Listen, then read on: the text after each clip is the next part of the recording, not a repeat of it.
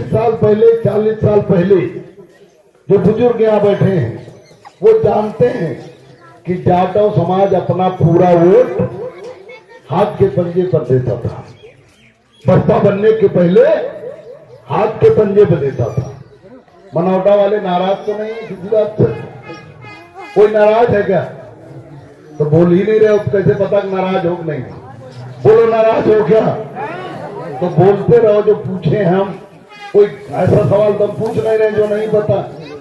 तो पूरा वोट कांग्रेस को देता था हाथ के पंजे पर।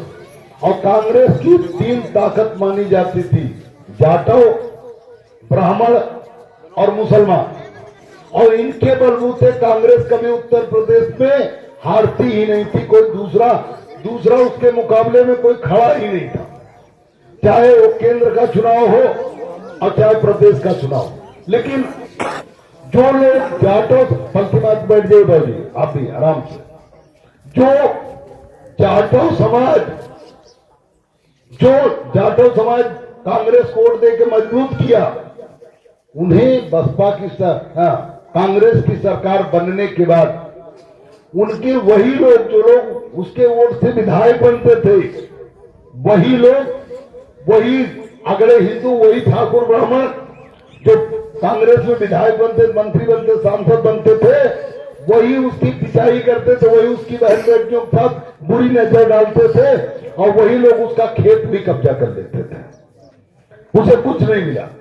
लेकिन जब जाटव समाज को एक गरीब व्यक्ति, मान्यवर कांसीराम साहब, उसे गांव-गांव प्लास्टिक का झंडा लेके, अच्छा झंडा भी नहीं था उनके पास, प्लास्टिक का झंडा लेके साइकिल पे लगा के 10-10, 20-20 लड़कों के साथ गांव-गांव घूमे और उसे समझाया कि तुम अपना वोट इस झंडे के साथ दे दो। हाथी चुनाव निशान और नीला झंडा। उन्होंने कहा इसी नीले झंडे के नीचे एकजुट हो जाओ। तुम्हें जो लोग सताते हैं वही लोग तुम्हारा पैर पकड़ेंगे। और वही हुआ।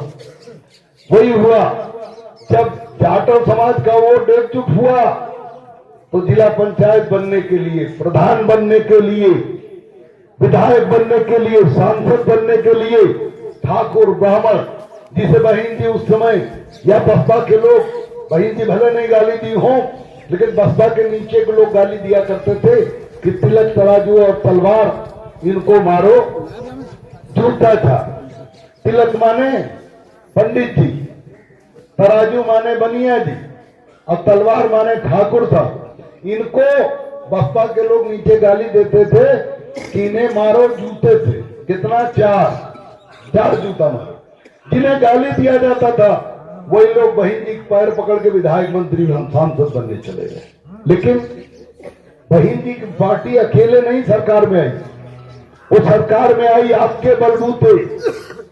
सबसे ज्यादा वोट पूरे प्रदेश में 2007 के पहले 7 के सैनिक कुशवाहा मौर्य समाज ने पूरे प्रदेश में बसपा को अपनी पार्टी माना, क्योंकि वो बुद्ध की बात करते थे, क्योंकि वो बाबा साहब की बात करते थे, क्योंकि वो बात सम्राट अशोक महान की करते थे। इसलिए शाक्य समाज ने पूरा का पूरा वोट अपना हाथी पर दे दिया। और हाथी इतनी मजबूत हुई, बहन जी जब चाहती थी इनका टिकट है, जब चाहती थी उनका टिकट। पूरे बहन जी प्रचंड बहुमत से सरकार में आई, कई बार मुख्यमंत्री बनी। और जाटव समाज का और हुआ हो गया कि सिपाही, दरोगा, गुंडा, बदमाश किसी की हैसियत नहीं थी कि उनकी तरफ उंगली उठा सके या उनकी तरफ देख भी सके। जमीन कब्जा करना, उनकी बहन बेटियों के साथ अन्याय करना तो बड़ी दूर की बात है। गलत बोल रहा हूं क्या? बोलो गलत बोल रहा हूं। लेकिन वही जाटव समाज, वही बहुजन समाज पार्टी की सरकार बनी, बहन जी के सरकार में सबसे बड़ा वोट हमारा था, क्योंकि उनकी बिरादरी का वोट उत्तर प्रदेश में 15% है और उतने के आसपास 14% हमारा भी शाक्य सैनिक कुशवाहा मौर्य का था। ये दोनों वोट मिलता था। बहन जी 29% पहुंच गई और उसके बाद प्रत्याशियों को वोट लेके 35-36% पहुंचकर पूरे प्रदेश में उन्होंने सरकार बनाया। लेकिन बहन जी जब मुख्यमंत्री बनी तो उन्होंने 3 बड़े काम किए। बाकी काम तो सड़क नाली खरंजा एक्सप्रेस वे, लखनऊ आगरा से दिल्ली तक एक्सप्रेस वे बनवाया, नोएडा